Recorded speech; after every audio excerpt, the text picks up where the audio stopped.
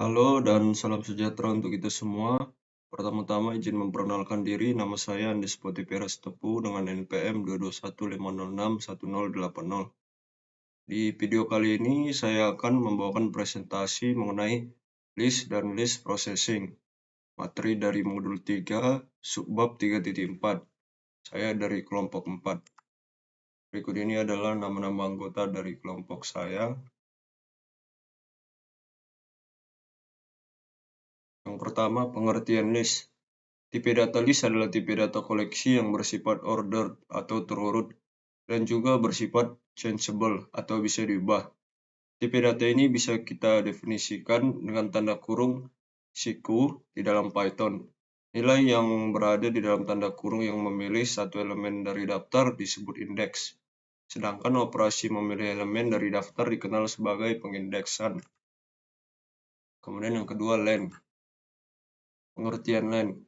Panjang daftar dapat bervariasi selama eksekusi.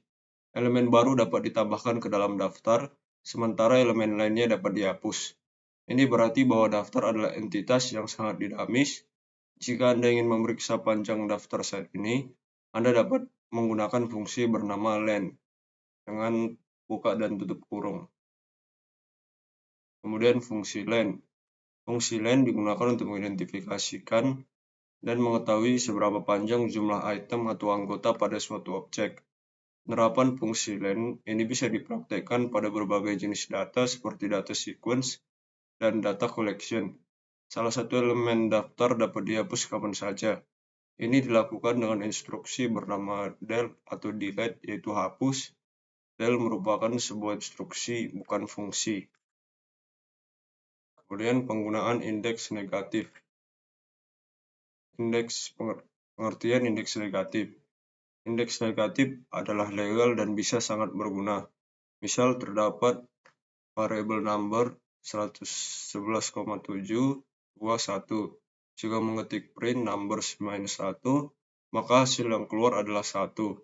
Hal ini dikarenakan elemen dengan indeks sama dengan -1 adalah elemen terakhir dalam daftar.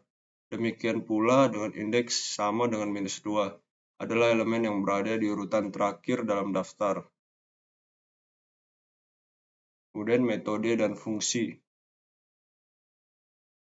Pengertian metode dan fungsi.